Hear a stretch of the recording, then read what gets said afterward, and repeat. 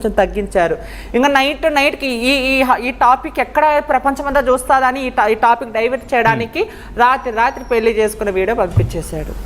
Okay, తను పెళ్లి చేసుకోవడానికి కారణం ఏంటంటున్నారు? అంటే ఆ రోజు జరిగిన ప్రెస్ మీట్ అంటే రాధిక అన్న అమ్మాయి టాపిక్ వైరల్ అవ్వకుండా ఎవరు చూడకుండా డైవర్ట్ చేయడానికి నైట్ అంటే ఇప్పుడు నైట్ పెళ్లి చేసుకున్న ఆ రోజు మొత్తం అదే చూపించారు. మేము పోరాడింది రాధిక గురించి పోరాడింది అది చూపించలేదు కదా.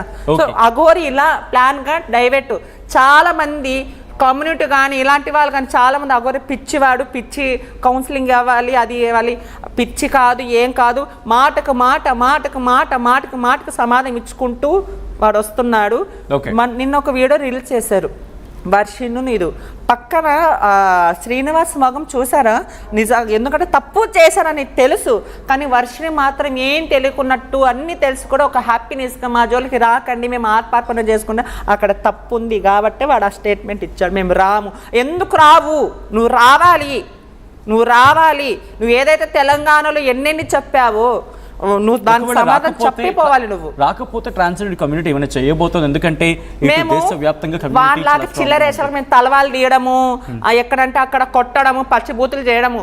మాదేంటంటే ముందు నుంచి మా పోరాటం. వాడు రాకుంటే మేము అసెంబ్లీ దగ్గర పోయి ధర్నా కూర్చుంటాం.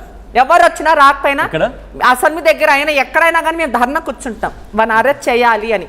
ఓకే, కంటిన్యూ చేద్దాం. మురళీకృష్ణ గారు, అందరూ అఘోరికి అంటే శ్రీనివాస్కి ఇప్పుడు అఘోరి అంటే కొంతమంది యాక్సెప్టెన్స్లో, బట్ ఇప్పుడు ప్రచారంలో ఆ పేరు ఉంది కాబట్టి నేను జస్ట్ కోట్ చేయడం జరుగుతోంది. అఘోరి శ్రీనివాస్గా మాట్లాడుకున్న సందర్భంలో ఆ వ్యక్తి మీకు డబ్బులు పంపించాడు, మీకు డబ్బులు పంపించబట్టి మీరు ఆయనకి పాజిటివ్గా మాట్లాడుతున్నారు, ఇప్పుడు కూడా కమ్యూనికేషన్లో ఉన్నారనేది దీని మీద మీరేమంటారు? తీవ్రంగా అవాస్తవం అండి. మేము ధర్మానికి న్యాయానికి ధర్మానికి అస్సలు లేదు. పోనీ మీరు మాట్లాడే ప్రయత్నం చేస్తారా? పోనీ ఇవన్నీ పక్కన పెట్టి అసలు ఏం ప్రయత్నం కూడా చేయలేదు. ఎందుకంటే ధర్మానికి న్యాయానికి కేవలం మద్దతు తెలుపుతాం. మేము ఎక్కడ ధర్మం ఉంటే దానికి మేము సపోర్ట్ చేస్తాం, న్యాయానికి సపోర్ట్ చేస్తాం. ఎంత తీసుకున్నారు? ఇది అలా ఎప్పుడు అనుకోవద్దండి. అంటే ఇది మా లక్ష్యం అది. పెద్ద ఎత్తున ప్రచారం జరుగుతోంది, మీకు అఘోరి సర్టెన్ అమౌంట్ పంపిస్తున్నాడు, అందుకే ఏం లేదు, అటువంటిది ఏం లేదండి. ఆయనకు మాకు అసలు ఎటువంటి టచ్ దేశవ్యాప్తంగా నేను కూడా తప్పనే చెప్తున్నాను. ఆయన ముద్దర్లు వర్జనాలు ఆయన చేసే వర్జనాలు అంటే మళ్ళీ సపోర్ట్ అందిస్తున్నారేమో. రేపు పద్దన వాడు అరెస్ట్ అయినా పోతే మీరు కూడా అరెస్ట్ అవుతారు. అది జాగ్రత్తగా కూర్చొని లేదు. నువ్వు మీరు అనుకున్నచ్చు రేపు పద్దన ఏదైనా అరెస్ట్ అయితే న్యాయంగా ఉండాలి. మనం న్యాయంగా కాదు, మీరు ఇరుక్కుంటారు. మీకు ఏమైనా అటువంటి అప్రోచెస్ వచ్చాయా?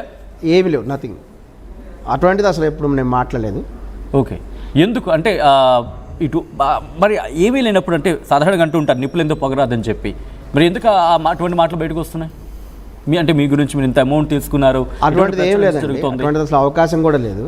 ఓకే, ఎందుకంటే అతను కేవలము మేము సికింద్రాబాద్లో అతను అక్కడికి వచ్చినప్పుడు మాత్రమే చూసాం. అసలు అతనితో కూడా మాకు ఎటువంటి పరిచయం కూడా లేదు. అదంతా కూడా అవాస్తవము. సికింద్రాబాద్లో మీరు ఆయనతో మాట్లాడారా అక్కడ వచ్చినప్పుడు? లేదు. అక్కడ అంటే జనసమూహం నుంచి కూడా చాలా మంది ఉన్నారు కదా. అటువంటిది ఏం లేదండి. కేవలం ఏంటంటే ధర్మం కోసం న్యాయం కోసం మేము పాటుపడతాం. అంటే ఎక్కడి వరకు తన తీరు మీకు యాక్సెప్టెన్స్ అనిపించింది?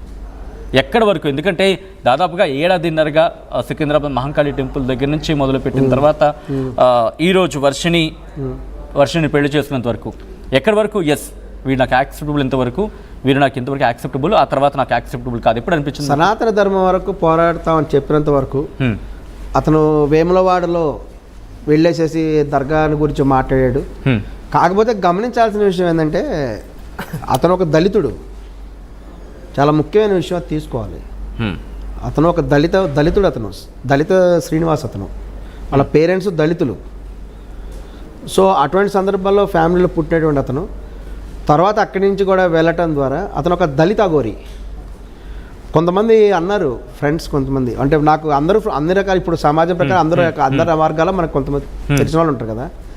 ఇప్పుడిప్పుడే దళితులు అన్ని రంగాల్లో పైకి వస్తున్నారు, చివరికి అఘోరీ రంగంలో కూడా పైకి వస్తున్నారు. కానీ దళితులు కాబట్టి అతను తొక్కేస్తున్నారు, పైకి రానివ్వట్లేదు అని వాళ్ళు కొంతమంది అంటే ఎవరెవరిని తొక్కేరండి, ఎవరి టాలెంట్ ఉంటే వాళ్ళు పైకి వస్తారు, లోపాలు ఉంటే కింద పోతారు. ఇట్లా ఏముండదు. బట్ ఓకే, ఇక్కడ నేను అడుగుతున్న ప్రశ్న ఏంటంటే కనుక ఒకసారి అఘోరికి కాల్ చేస్తారా? లేదండి నా దగ్గర ఏం లేవు. మీరు ఆలోచించారంటే మీ దగ్గర ఉంది. లేదు నేను అసలు నిజంగా